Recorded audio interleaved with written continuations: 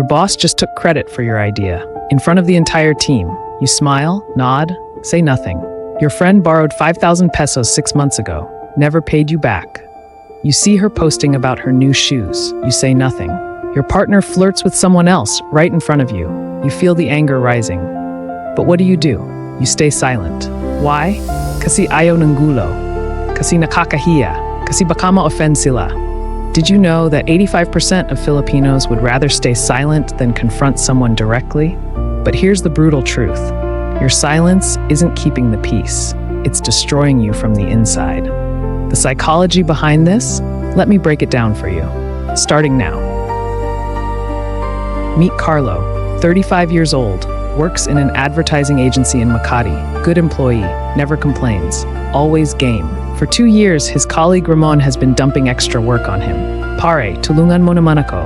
Busy kasi ako eh. Carlo always says yes, always picks up the slack, always finishes Ramon's projects. Then one day, Carlo got passed over for promotion. You know who got it? Ramon, the guy who barely did his own work, the guy who took credit for Carlo's ideas, the guy who manipulated Carlo's good nature for 2 years. Carlo sat in his car that night and cried. Not because he didn't get promoted, but because he realized something devastating. He did this to himself.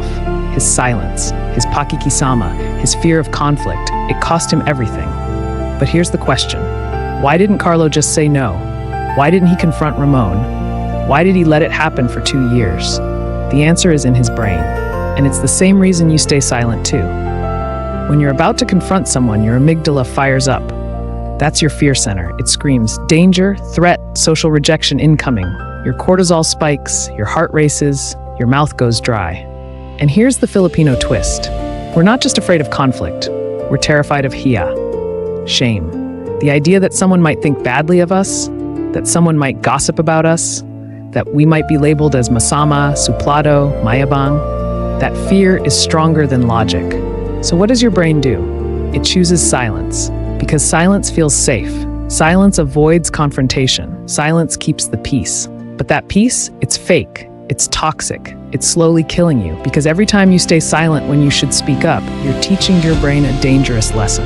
Speaking up is dangerous. Staying silent is safe. And your brain, it loves that lesson. It will make you repeat it again and again and again. Until one day, you can't speak up anymore. Even when you want to, even when you need to, the words just won't come out. Let me tell you about Maria, 29 years old, living with her boyfriend of 4 years. They were planning to get married until she found out he was still texting his ex. Late night conversations, I miss you messages, plans to meet up just as friends. Maria saw everything, screenshots, call logs, everything. Her heart shattered, but you know what she did? She put the phone down, went to bed, said nothing. The next morning, boyfriend acts normal. Good morning, love. Maria smiles. Cooks breakfast, goes to work, pretends everything is fine. 3 months later, they're engaged. 6 months later, she's planning the wedding. 1 year later, she finds out he's been cheating the entire time, not just with the ex, with 2 other women. When her friends asked, "Bakit hindi mo sinabi agad?" You know what Maria said? Kasi baka magalit siya, baka layasan niya ako, baka sabihin niya OA ako. Let that sink in. Maria was more afraid of being called OA than she was of being betrayed. That's not love. That's not keeping the peace. That's self-destruction with a smile on your face. Here's the psychology. It's called fawning. It's a trauma response. When you can't fight and you can't flee, you please. You smile, you agree, you stay silent, because conflict feels more dangerous than betrayal. And Filipino culture, it rewards this behavior. Mabait si Maria, hindi siya maarte, hindi siya demanding. Translation? Maria is easy to manipulate. Maria won't fight back. Maria will tolerate anything. But here's what nobody tells you. Every time you choose silence over honesty, every time you smile when you want to scream, every time you say okay lang when it's not okay, your body keeps score. Your cortisol stays elevated. Chronic stress, your immune system weakens, your blood pressure rises, you develop anxiety, depression, insomnia. Resentment builds up like poison in your veins. And one day, you explode. Not at the person who hurt you, but at someone innocent. Your kid, your parent, a random stranger who cut you off in traffic. Because you've been swallowing your anger for so long that it has to come out somewhere. Or worse, you implode. The anger turns inward. You start believing, I deserve this, I'm not worth fighting for, my feelings don't matter. That's what staying silent does to you. It doesn't keep the peace. It keeps you in pieces. Now let's talk about the cultural programming that created this mess. From childhood, Filipinos are taught, "Wag kang maingay, wag kang sumagot, wag kang makialam."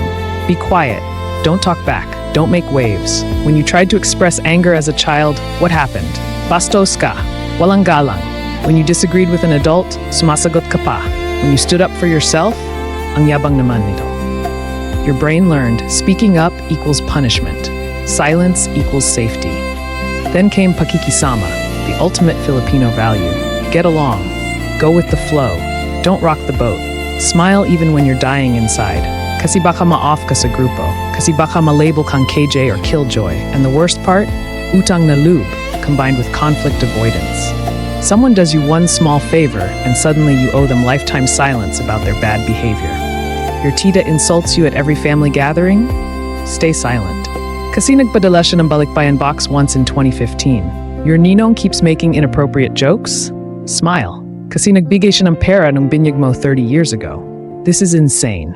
But it's normalized, it's celebrated, it's called being magalang, mabait, maunawain. But let's call it what it really is. Emotional self-harm, cultural gaslighting, weaponized niceness. Here's the brain science behind why this is so damaging. When you consistently suppress your authentic emotions, your prefrontal cortex, the logical thinking part of your brain, starts to weaken. Decision-making becomes harder. Boundaries become blurry. Meanwhile, your amygdala, the fear center, gets stronger. You become hypervigilant, always scanning for threats, always anticipating conflict, always on edge, and your dopamine crashes. Because authentic expression, standing up for yourself, setting boundaries, these things release dopamine. They make you feel alive, powerful, human. But when you suppress all of that, when you stay silent year after year, your brain stops producing those feel-good chemicals. You become numb, disconnected, a ghost in your own life. And here's the cruelest irony. You stay silent to maintain relationships, but those relationships, they're fake. They're based on who you pretend to be, not who you actually are. The people who love your silence don't love you. They love your compliance. And the moment you find your voice, they'll call you nagbago, naging masama, nagmataas, because they never wanted the real you. They wanted the silent version, the one who never complains, never challenges, never leaves. So how do you break free? How do you find your voice after years of silence? First, understand this. Speaking up doesn't make you rude. It makes you honest. Setting boundaries doesn't make you selfish. It makes you healthy. Saying no doesn't make you a bad person. It makes you a real person. Step 1. Start small.